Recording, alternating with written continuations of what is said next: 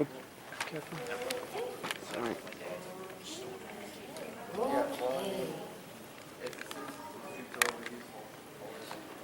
Okay, so we're gonna get started. So, good morning, everyone. Morning. I hope you had a wonderful past few days here at BronyCon, yes? They are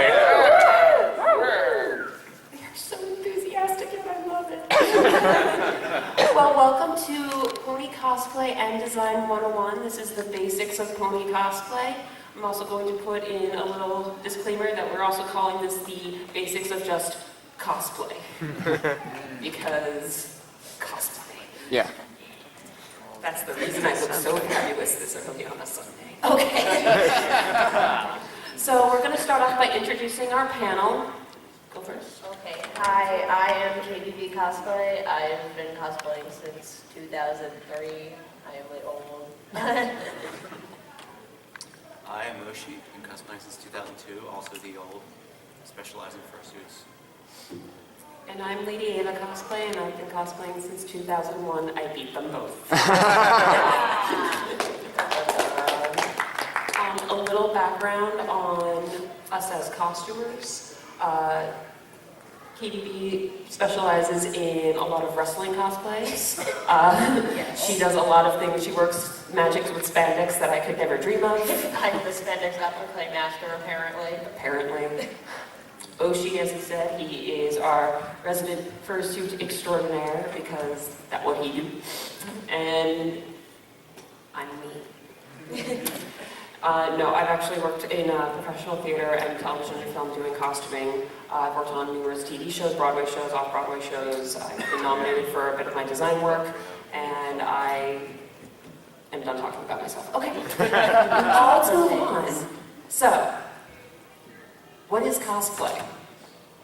Anybody know? We just don't know. I know. Bueller? Anyone? What's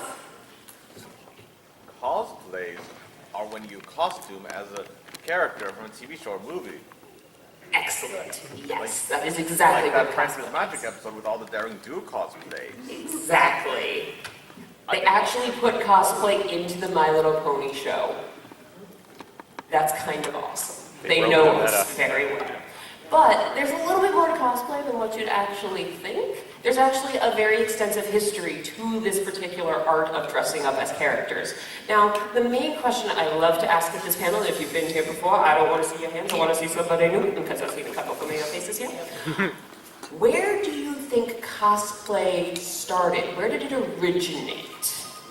You know, I used to put your hand down. Put your head down, Richard. I know you know. The goggles over there. It originated a long time ago, back in the 1900s. Like someone had read that one of the famous scientists or something.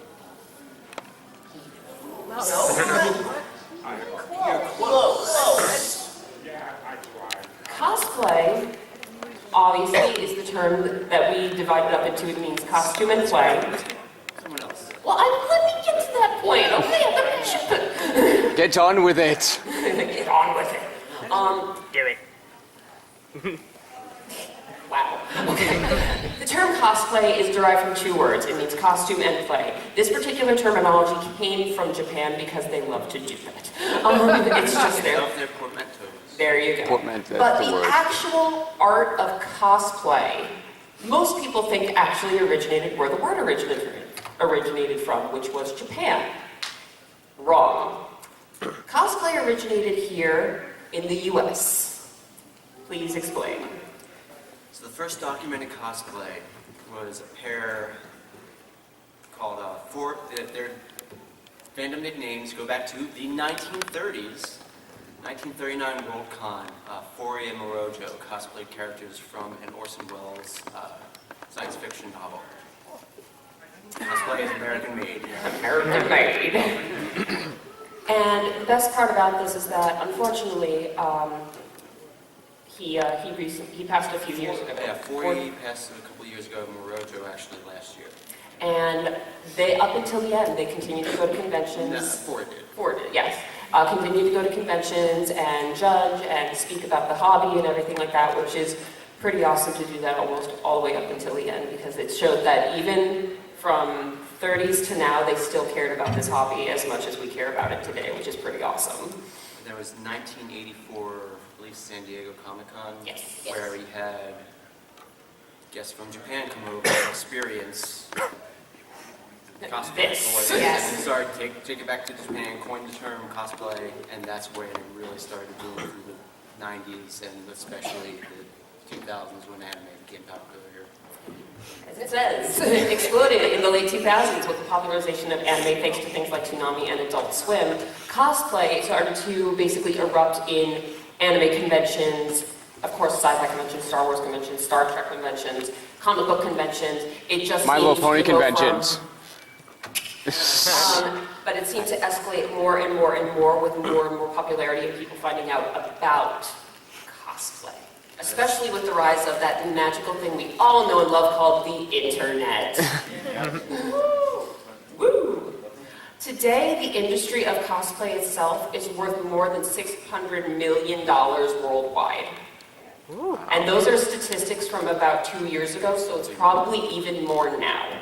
And that's with the concept of mass-produced costumes and wig shops and contacts and all that other stuff that we're going to get into today. Come on, love me.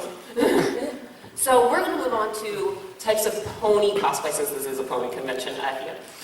So we're going to start with humanized versions of ponies. Humanized versions of ponies are basically, well, this actually kind of works out. Yeah. So humanized versions of ponies are what you would wear if you're not having ears or horns or wings and you're just doing a complete, kind of like Equestria Girls. Yeah. Think of it like the Equestria Girls. Yeah, like that was like a huge gateway to do that kind of particular humanized. Before the magic. Before magic. Magic. And basically, you may see people do, like, if they're doing Applejack, they'll have a cute pair of, like, denim shorts with a plaid shirt, and they'll put the cutie mark, like, on, like, the back pocket of their pants, and ta-da, you Applejack. Then you move on to the anthropomorphic style, which is still slightly humanized, but then you add a horn, or your ears, or your wings, or anything like that, and it's still, you're still giving off the illusion of the pony without being in full pony, which is fursuits. Which is basically the fursuit is having a full head mask. You can have a full bodysuit with it. You can just have, hand and leg hooves and a tail with another, humanized cosplay on top of it. But the key thing for fursuit is that Is the head. No, form the head. The other types of pony cosplays that we also like to think about, because everybody does it, I see a couple people doing it today, is guys portraying female characters as male, or it's the Rule 63, where you basically are cosplaying a character but you swap the gender. Gender bends. They're very popular in cosplay these days. So the gender bend style cosplay is like right here in front of me. Oh, I didn't see the skirt, I'm so sorry. I failed to buy. I'm worst cosplayer. And of course, oh yes, of course.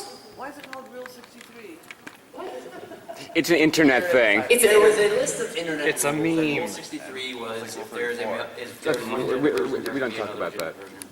It's completely Internet. irrelevant, really. It just became a nickname for it. It's just a bit, yeah, it's It's exactly. like, what was it, there's another rule in there, I forget the number, very popular, that if it exists, there is porn of it. 34. I was about to say 43. This is a family-friendly channel, and we are not discussing that movie. We don't talk about such things. Two main rules you remember from the internet.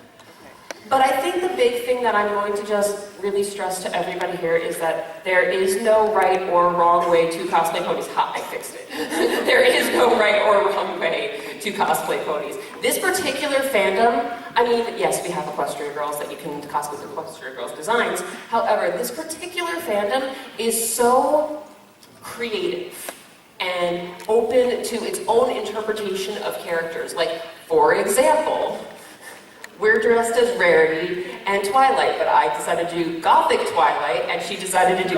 More like punk rock kind of version. And that's totally acceptable in this community of cosplay, because the pony cosplay community is very open, very welcoming, and are open to new ideas, which in my book is just totally stellar. because that's what sets us apart from other variations of the cosplay community.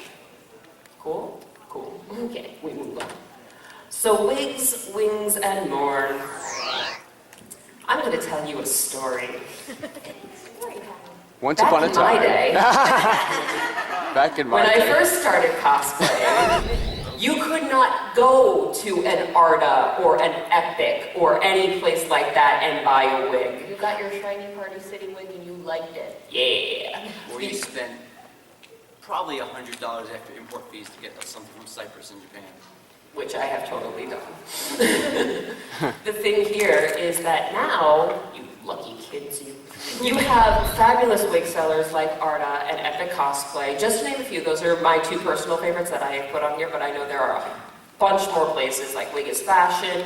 Even I know for MLP cosplayers, Yaya Han has a line of wigs that you can get for... You can get good wigs with Prime shipping off Amazon nowadays. That's where this came from. It came from Amazon.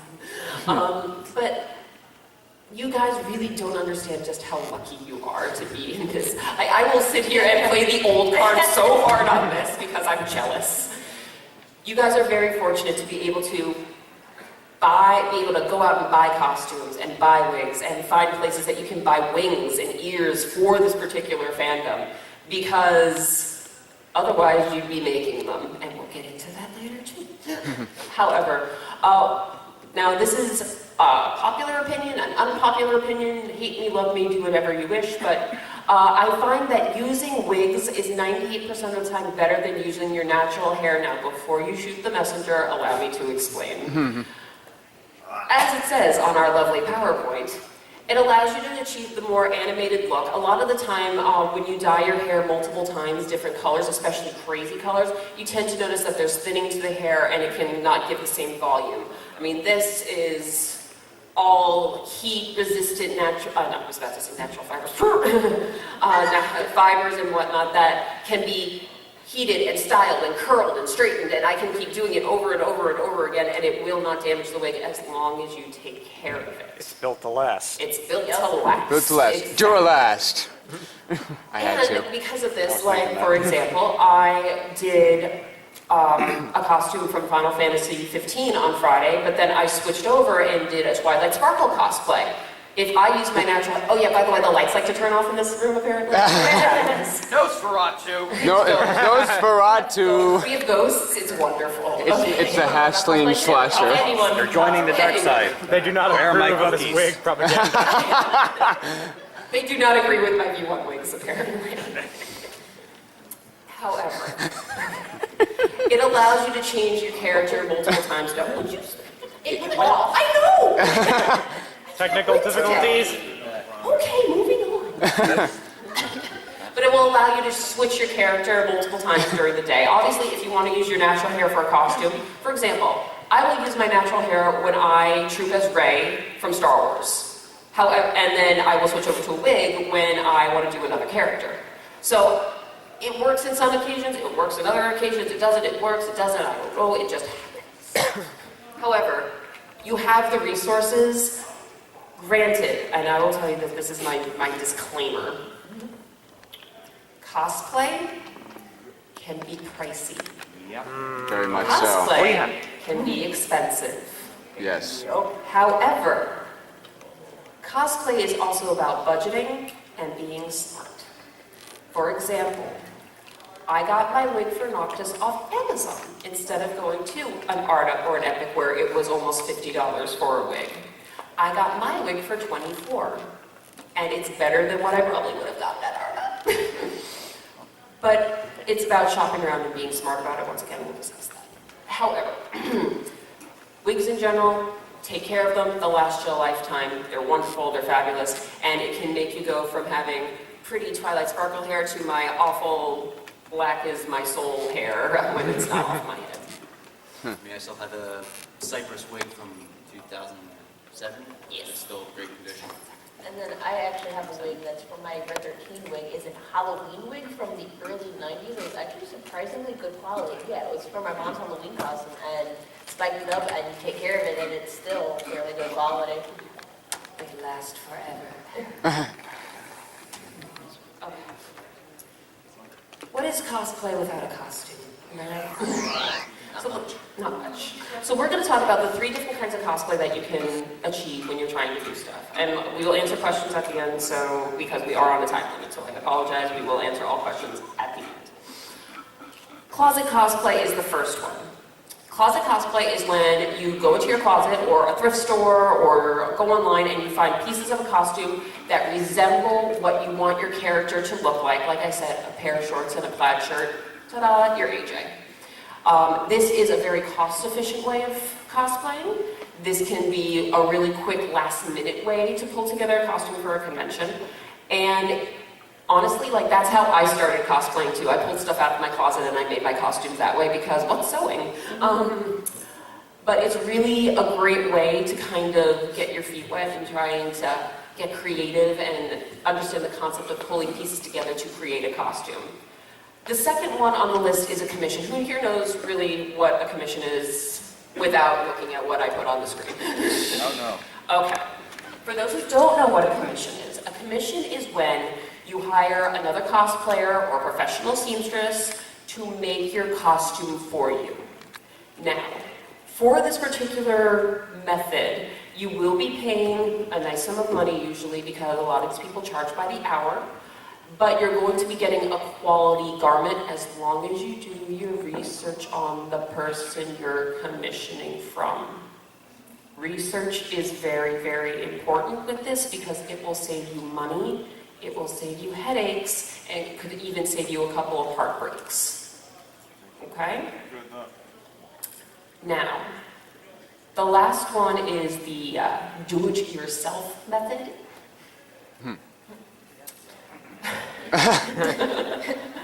The do-it-yourself method is what a lot of cosplayers do like to do, which is make your own cosplays from scratch. Who here has ever made a costume from scratch? Raise your hand. Raise your hand.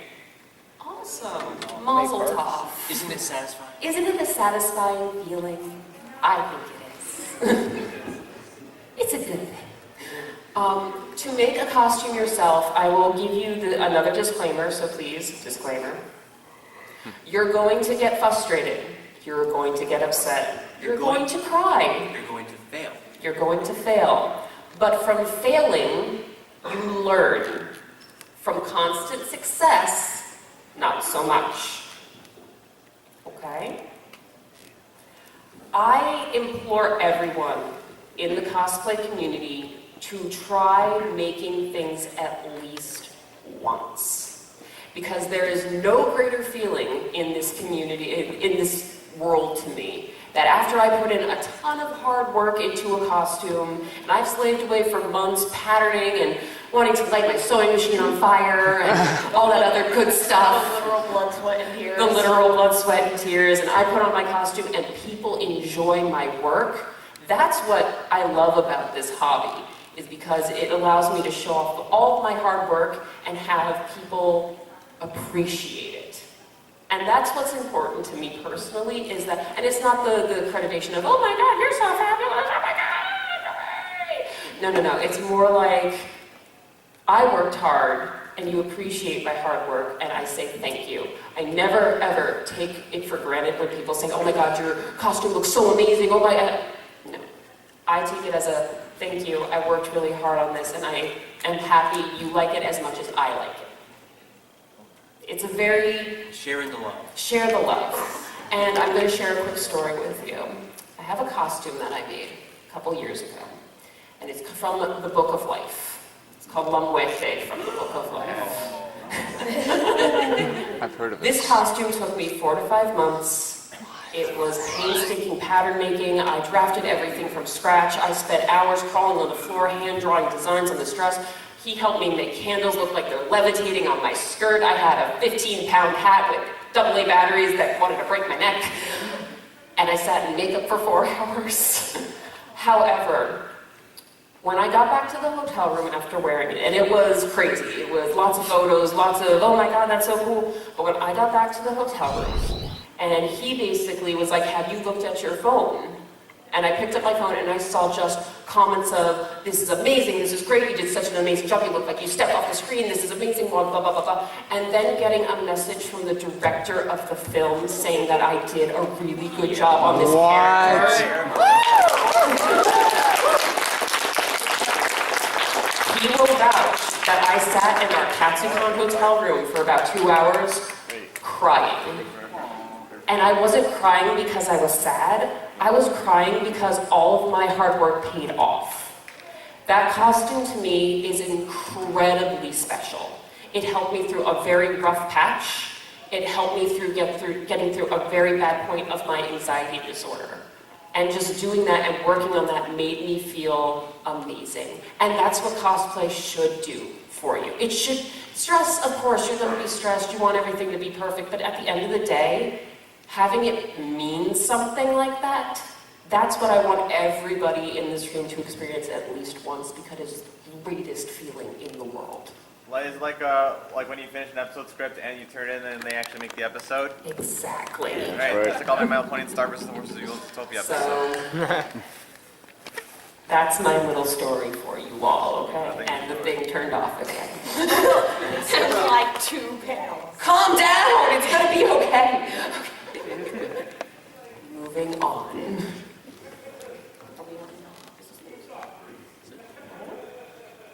Yes, okay. Let's move on to looking fancy, shall we? Would you? The ghosts don't like that. Just don't like makeup. They do not approve. They're jealous they can't wear makeup. They're jealous they can't wear makeup. So, Nosferatu. makeup. With the invention of the HD camera, makeup It's a wonderful is your thing. friend. And we're going to explain why. Because when you're cosplaying and you put all that hard work in and you get in front of the camera and someone takes your photo and you look at it later and you're suddenly sitting there going, you see every pimple, every freckle, every lack of sleep under my eyes kind of moment. And sometimes, like, I've been disappointed because I'm like, I look so tired or et cetera, because of things. But makeup can help. And in the big bold print right down there, there's another disclaimer for this particular thing. Your makeup does not have to be expensive to be good. Okay? If you are just starting out, you don't know a lot about makeup, go to a CVS or a Walgreens or a Dwayne Reed or I don't know any other big chains. Target. Sure, Target. Target works too. Target's got lovely makeup. And you can start finding the bases and things like that. However, if you are incredibly new to makeup, this is how I learned. My mother took me to a Clinique counter, and they color matched me, and they told me what would be good for my skin. I sat down and I talked with a professional makeup artist. And sometimes they do consultations for free, sometimes it may be like $20 for like an hour consultation. But at the end of the day, it's going, would you stop skipping that down? Okay, you chill. Sit there, listen. I don't have my cuffs. No. It's the ghost. The ghosts. Ghosts. Even if you go to a Sephora, Sephora's have these great things now where they have these little machines that they put up to your skin and they'll color match you to anything that they have in store. They're great. For example, right now I will tell you exactly the list of makeup I'm wearing so you'll understand just how long it took me to make me look like I'm not dying. So right now I have a spray, BB spray to kind of prime my skin before I put all this stuff on my face. Then I put on a concealer. Then I put on a liquid foundation. Then I put on a powder foundation. Then I added a little light contouring. Then I did my eyeliner. Then I did my eyeshadow. Then I did my brows. Then I did my eyelashes. And then I did my lips. And then I sealed everything. The list goes on, doesn't it? A little bit. And then you sit there and you wonder why after it. But you look good and don't like you've only got 3 hours of sleep. Am I right? All right. Yes. Is this just for women or for men and boys? This is for men too.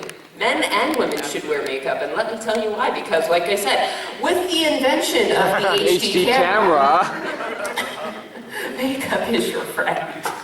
And I'm just gonna go over here and put a mask on. Cheater. You can do that too, that works. the thing too, I will get to you at the end, I promise. With the thing about makeup as well is there's also this wonderful invention called YouTube. YouTube has some amazing tutorials for character makeup, different styles. If you're looking to do a cat eye, a smoky eye, if you're looking to contour your face to look more feminine, if you're wanting to contour your face to look more male, they have tutorials for it, and it's great, and I highly recommend just perusing YouTube, because they'll even give you the lists of products that they use in those videos, all of those things that are super important to know. I mean, like I said, it doesn't matter if it's pricey or not. I just happen to really like expensive makeup. I have a problem. Ask him. Okay. I didn't realize how much of a problem it was until she showed me her drawers of makeup in the bathroom. And then my case came out. And then your case came out. And then I started actively saying, you have enough. It's never enough. Eyeshadow is life. All these palettes sitting there. Eyeshadow is life. The reason that I say that you should actually go and talk to an actual licensed cosmetician and whatnot about makeup is that knowing what's best for your knowing what's best for your skin will help you create the look. If you have oily skin, dry skin, they will help you pick makeup that will not irritate your skin. Or if you're doing special effects makeup, always do a test of the makeup you're using, because you could have sensitivities to certain types of special effect makeup. You could be putting on like a prosthetic or something and find out that your skin can't handle latex. I mean, this is a reason that you should always do tests beforehand, and that way you can think of an alternative later on down the road if you have to. It's called trial and error, right? Exactly, trial and error, because that's what cosplay really is. Okay. Moving on to the little add-ons and accessories that make everything wonderful. Fake eyelashes, fake nails, tinting your eyebrows. I'm going to give you a fun and easy way to tint your eyebrows without having them fall out. Okay. What you're going to do, if you wanted to tint your eyebrows to match your wig, let's say you're doing Pinkie Pie and you want pink eyebrows. This is what you're going to do. Your concealer will be your best friend for this method. You're going to need concealer, you're going to need a flat brush, and just a little bit of patience, okay? You take that concealer, put it on the brush, and what you're going to do is you're going to go in the opposite direction of the grain of your eyebrow. So you're going to make your eyebrows basically stand up like they're really, really scared looking. So you're going to put, and just go in the opposite direction. You're going to cover everything up with the concealer, and it's going to create a very flesh tone look to your eyebrows. Don't get scared, you still have eyebrows, I promise. Let it dry, let the concealer set itself. There's a company called NYX Cosmetics. They are super cheap. You can get them at Walgreens, Duane Reade, whatever. They make these things called their giant lip pencils. The giant lip pencils come in every color of the rainbow. And what you're going to do is you're going to take that pencil, and you're going to, once the concealer's dry, please make sure the concealer's dry before you do this, you're going to draw the eyebrow on in the color that you need. Let it set, and boom, you have a different color eyebrow. Cool? Cool. Mm-hmm. Things like fake eyelashes, fake nails, they're just things that are accents. Those are not necessarily things you need to have on your costumes to make them be awesome, because you're already awesome as you are. They're just additions to the costume. And fake eyelashes, especially if a photographer is getting a nice, close portrait shot of you, will make your eyes pop. It's just, it's magic. Especially if it's the right lashes. Photographer, she'll vouch for you on this. Yes. The other thing too that we have a lot of people bring up and ask on occasion, contacts. Who here has ever worn contacts for a costume? Who here has ever worn crazy contacts for a costume? Awesome. I wear them every day. Does that count? Sort of. We'll get into that. Cosmetic contacts are to change the color of your eyes to make them from, blue to green, green to purple. Thank you. They're to basically change your eye color to match the character. Or, have like crazy, like Sith eyes, like where all their veins and creepy and no, not the younglings kind of thing here. However, with the usage of cosmetic contacts, once again, there's a lot of disclaimers in this panel, so please forgive me. You never, under any circumstances, put contacts in your eyes without seeing an eye doctor first. Right. They're your eyes. I hear they're kind of important. Even if they're not prescription contacts. Yeah. It still matters for the curvature of your eye. Your eye has a curvature. They need to make sure that the contacts are appropriate for the eye. You want to make sure that when you purchase contacts, like if you're buying them online, if the place does not ask for a prescription, you do not buy from them. Do you understand me? You do not buy from any company that does not require a prescription for your contacts, because that'd be shady. There were a couple, Pinky Paradise and Honey Color, that you used to be able to get them without a prescription, but recently the FDA cracked down on them, now you have to. So it's kind of hard to find the ones that won't take it without prescription. So you gotta go. They're not an end-all to the costume, and I would rather people protect their eyes than wear contacts that could damage them. So that is my disclaimer. I'm done being serious now. Okay. So you have your wig, you have your costume, you have your makeup, you look fierce, you're going out, you're gonna make everything look wonderful. Let's talk about posing and modeling. Say a photographer comes up and they're like, I want to get your photo. Your costume looks great. And you're going, okay. How would you pose for a costume? Would you just stand there looking like a deer in headlights? If it fits the character, yes. If you're Fluttershy, sure. But if you're Pinkie Pie, you're not going to stand there going, no, you want to be in character. Research is one of the most important parts of cosplay. It's the most important part with costuming in general. Even when I worked in professional theater and stuff, I did research for days and days and days. And for a cosplayer, to study how your character acts, how your character moves, how your character would pose, these are all important things to make sure that your photos will come out looking the best as possible. I really need to stop tapping the table. People in the cosplay community have a tendency to cosplay things they know nothing about. This, I've done it, I'm guilty of it. YOLO, I don't care, but at the same time, I totally said it, shut up. The thing here is that knowing your character will give you better photos, and it will save you from those awkward moments of, hey, let me take your photo. Isn't this character great in episode 12 when they do this? And you're sitting there going, I thought the dress was pretty. Episode 12 is the Yeah. So, we're gonna talk, yes, I have a fun pony-related story. Go for it. Yes, okay. The first time I ever debuted my Granny Smith cosplay, I went full out, had a walker and everything. People thought I legitimately needed it because of how good I was acting. Legit. Legitimately. I didn't know her at the time, so legit. Yeah. As cosplayers, we're basically like actors. We get into character, we embody our characters, and we're here to bring characters to life. I like to consider us like ultimate fans in this aspect. That's where the play part of it comes from. Shh, don't let anybody know. I heard that. Dang it.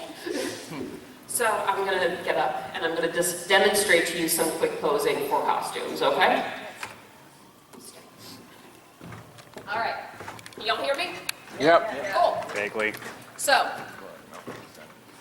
as you can see, I'm cosplaying Twilight, but I'm doing it kind of like an evilly kind of opposite Twilight almost. That's now. Right? Yes. I based the design off The Descendants because I really like that music. Anyway, so what we're going to do is, as this type of version of Twilight, I wouldn't pose like Pinkie Pie, so I wouldn't go up and be like, can I have your photo? And I wouldn't sit there and go, Right. To be That's fair, just- that looks adorable. However, for something like this, it's serious, and it would be more like,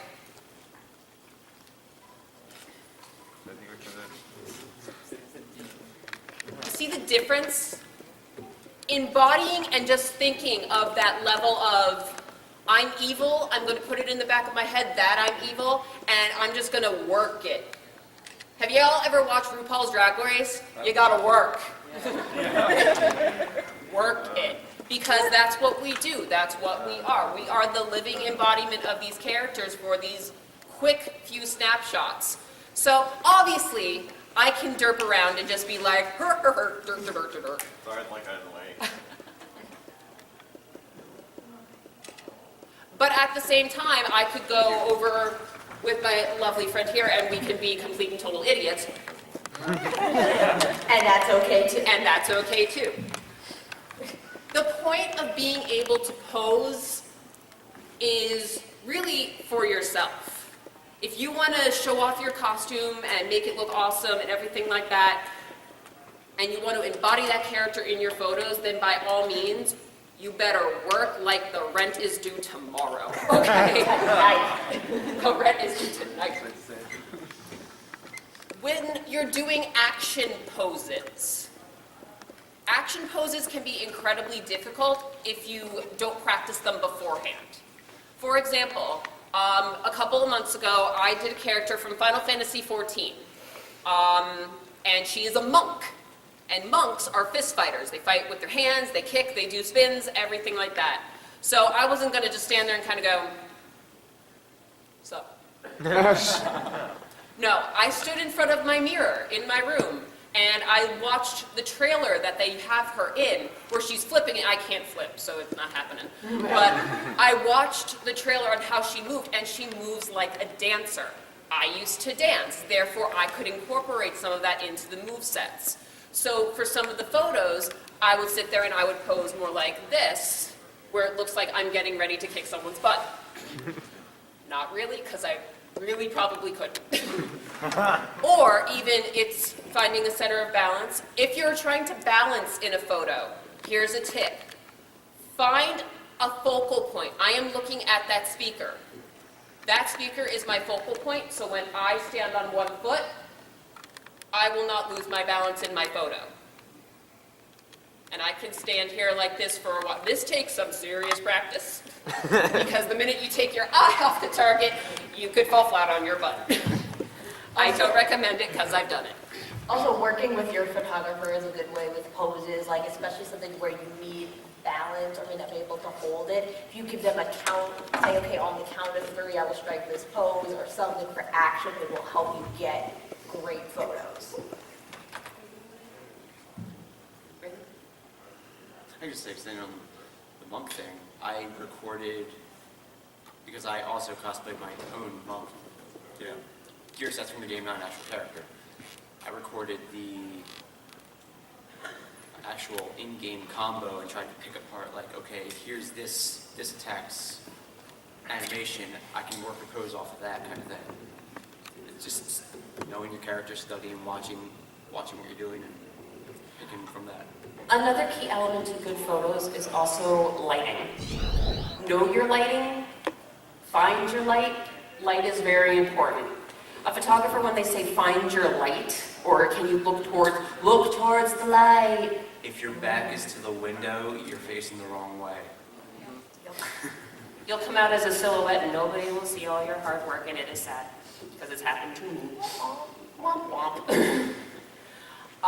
But finding your light means that you're finding where the brightest light will be, and you're going to move your face that way and up so you can find the light where it will see, and it's the most flattering way to get a decent photo. Work with the photographer. The photographer will be your friend because they will show you where the light is. Especially if you're in a private photo shoot, the photographer will know what they're doing and be able to point you in the right direction of finding proper light. As a side note, conventions are tiring, conventions are busy, you need food, you need rest. If someone wants a photo and you are tired, you are not in the wrong to say no. No is a wonderful word. I love no. It's great. It was probably my first word.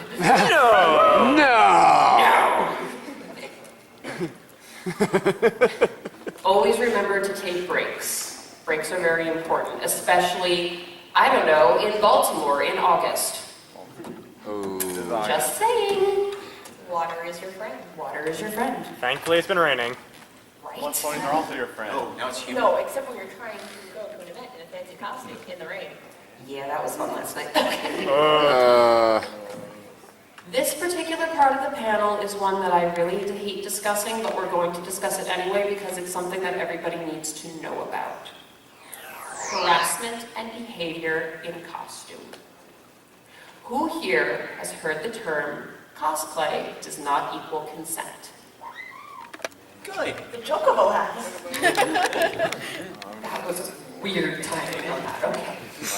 Fantastic. Chocobo says no. Choco says no. Cosplay does not equal consent. First of all, I'm glad that about 98% of this room knows what we're talking about, because it is incredibly important. Yes. A cosplayer is a person. A cosplayer is not the character. We all have usage for personal space. We all want that little bubble that we keep ourselves in. If I have the right to say no, if you are acting creepy, I have the right to report you for doing and acting said creepy. Just because we're in a costume doesn't mean we're not people. It seems to be a common thing at conventions, especially comic book conventions, I find. When there's more. When there's Yeah. more. Yeah. And it's not just for females, this is also for male cosplayers too. People think it's really only female cosplayers that get harassed. No, no, no, no. Male cosplayers get harassed too. It's just not okay. Like, I can't find the words to explain just how not okay this actually is. I'm going to use an example from my experience with a couple of people in the Rebel Legion. There was a girl at a event. She was dressed as Ahsoka Tano from Star Wars Rebels. And she's standing there, and she's with the rest of her troop, and she's doing her thing. And with these particular events, with Rebel Legion, you have to stay in character, basically, the entire time you're there. So she's standing there, and she's trying to do her thing, and these two very intoxicated people come over and start harassing her, putting their arms around her, grabbing her inappropriately, trying to take her lightsabers, hanging all over her, taking selfies, thinking this is a laugh riot. There's a picture of her online where you see the guy hanging on her like, yeah, and her face is stone because she is so upset. It took a couple of stormtrooper buddies of hers to get this guy away from her, and because the people ran off. Did I mention the cosplay is a community? Did I mention that when something like this happens, we all find out, and we find you, and you get shamed? Yeah. These particular individuals got arrested for harassment because of the people thinking them find the person behind this. There's a story I didn't hear. A lot of furry-cons have started adding just like a lot of anime cons started doing cosplay equals consent signs to fursuits that aren't consent. Just because, in the addition of, okay, yeah, I don't really want to get in personal space and all that, but limited vision. It's like you don't want to just come up, hey, look, glomby not for everyone. Yeah, don't just go up and try to get a fursuiter's attention, make sure they can see you, make sure they know where you are, control your children. Children just run up and hug the big furry things. And it's always scary because all of a sudden you feel something kind of clamp onto you and you don't know what it is, or you may accidentally. You don't want to hurt somebody either, especially with the fursuits. If you see a small child running at you, kind of thing, and you don't want to. I will get you in a minute. I'm sorry. You don't want to hurt the child if you can't see them, because I've worn one of these things, and let me tell you, what is vision? I don't know. Because I couldn't see, like, past here. So if there's anyone shorter than this in front of me, This way, not this way. yeah. Yes. Also, always ask for photos. And like I said before, you have the right to say what? No. Yeah, no. Yeah, no. If you have to go somewhere, if you have tried to be somewhere, like, for example, I have really, like I mentioned earlier, I have bad anxiety. And if I'm sitting there hyperventilating into a paper bag, I'm not sitting there being like, sorry, can't stop hyperventilating and pose for a photo. I'm a little busy at the moment. The thing here is that you have to put your needs above everything else. Like I said, just because you're in costume, that doesn't mean you have to drop everything for everybody every single time somebody asks for a photo. It's totally legitimate for you to say no to a photo. The other thing that I also want to just state real quick is respect. Respect is incredibly important. You respect other cosplayers because, what did I say? We are a community. And by being a community, that means we look out for each other. And this is something that I'm going to be very blunt about, and I'm sorry for it, but there is not a single cosplayer on this planet that is better than anyone else. We are all nerds. We are all in costume. We all have that lack of sleep issue going on. But there is no cosplayer better than anyone. I don't care how many likes you have on your Facebook page, how many Twitter followers you have, what your Instagram reach is, I don't care. At the end of the day, the most important thing is that we're a community, we are equal, we look out for each other, and that is what cosplay is, a family. Okay? Who's my Kappa? Now, we have time for questions, comments, and concerns. I just have a really short question. Yes. What's blomping? I hadn't heard that before. Oh, okay. Sorry, we missed that part. It's kind of an older term. It is a very old term because people are smart enough not to do it anymore. Basically a surprise, forceful hug. Sometimes with a running start. Picture, if you will. The ghosts don't The like ghosts it don't like either. it. They are up with it. Glomping, instead of being like, can I have a hug? And you give a hug, this person will start from like 50 feet away. Really? Perfect timing, the lights went out. Good demonstration. What the ghosts think of that. I think I just lost 2 lives, like 2 lives right now. They wanted to get the message home. Whew. What he just did is glomping. And it is...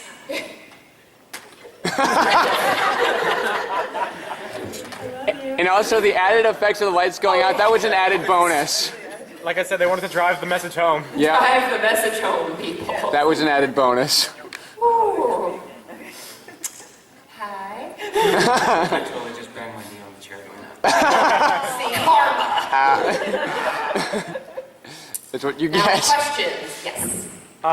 2 minor questions. One, when you're looking for wigs online, how do you actually know that it's a good wig before you actually buy it? And the second one is, what should you actually look up to try and find a good cosmetician, if that's the word you used? Okay, so I'm going to answer the makeup one first. Everyone who works at Sephora who is a makeup artist is just that. They are actually licensed makeup artists that work for the store. You can go to them and they are probably the best people to talk to. I have many friends at my local Sephora's, mostly because I'm there all the time. However, you can sit down and you can talk with them. As for the wigs, big companies like Arta and Epic, I will tell you right now, they have the highest quality wigs that you can probably purchase. If you want to go a little bit of the cheaper route, maybe do eBay or Amazon, the best recommendation I have is look at the reviews of the wigs. Because, like I said, cosplayers look out for cosplayers, and they will tell you if the wig is good or not.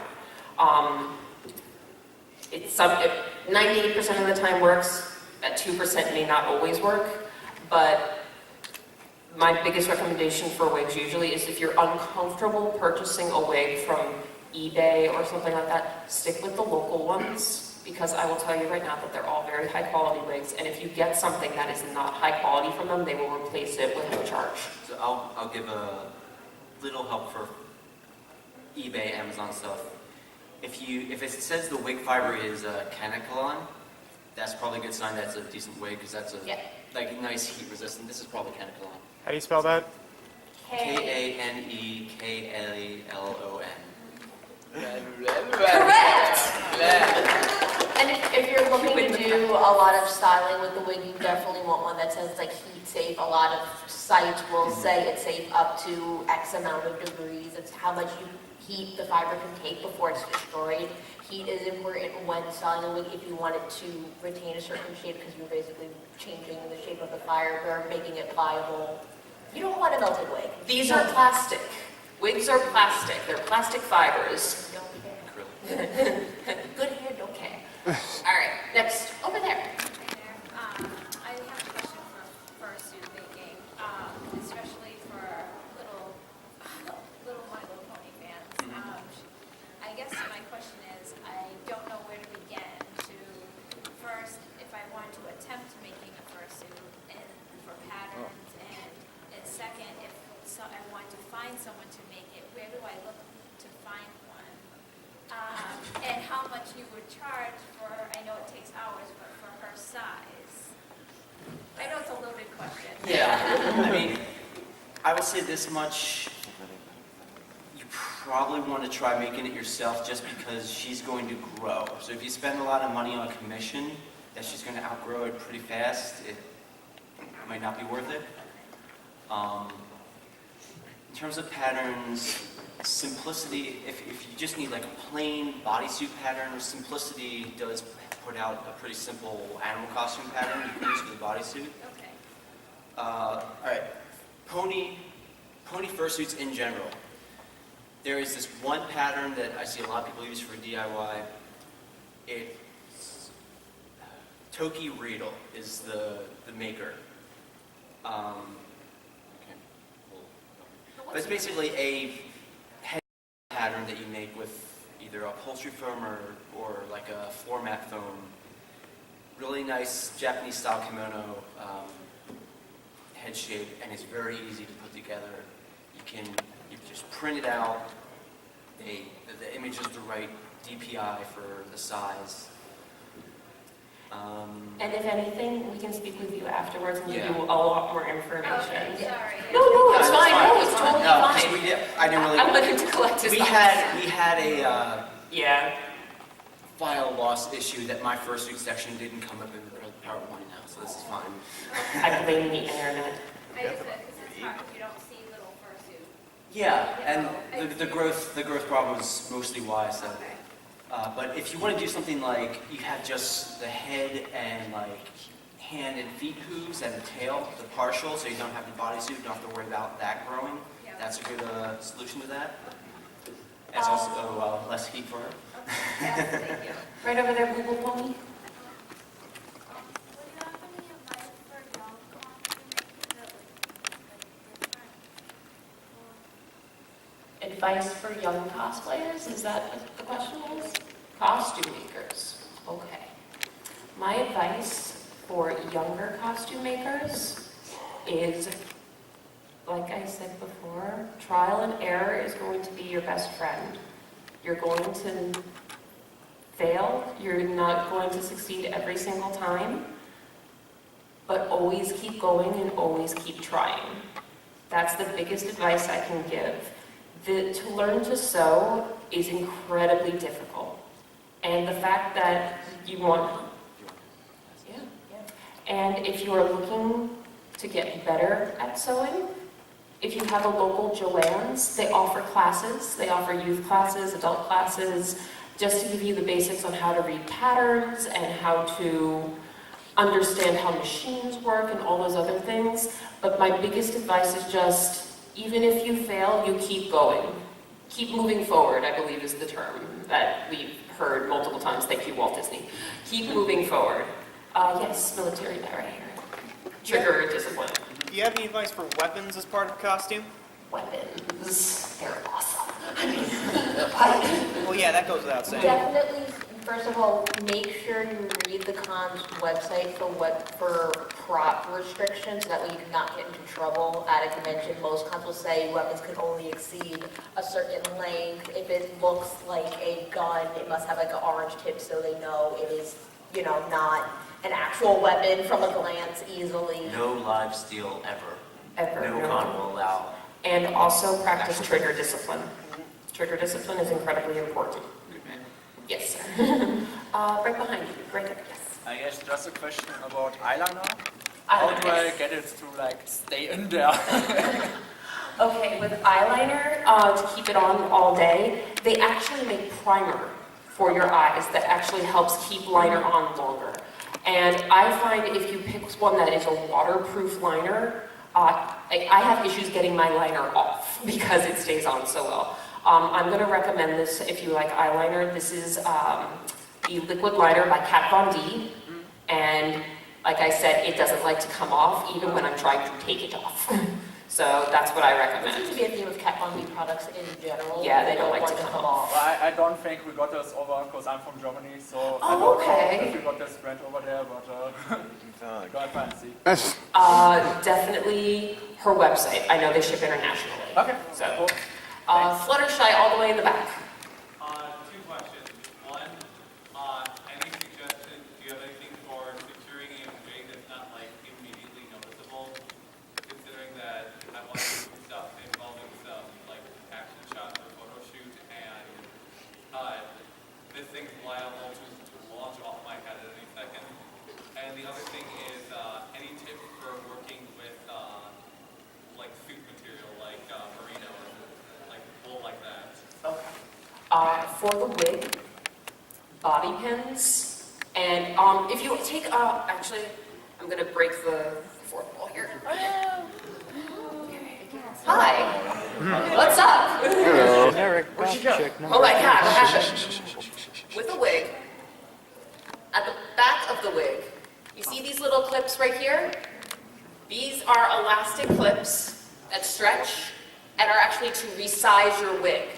So if the wig is a little large on you, that particular clip is to, there are these little loops here at the bottom of the wig that you take it and you can shrink it to as small as you can make it, and that will actually resize the wig to keep it on your head tighter. However, the other options that you have are also bobby pins, and what you can do is you can feed them through the top part of the wig, you can puncture them through, and then slide them into your wig cap. That will create a lock into your hair, and therefore the wig will not come off. I used this technique in theater when I had an actor wearing a wig who was flipping upside down 12 times on a wire. Trust me, it works. Unfortunately, guys, that would be our last question. I will answer the second part of your question after the panel is over. Thank you all for coming. We'll be outside for more questions, but thank you so much for coming, guys. And enjoy the rest of your convention. At least what's left of it.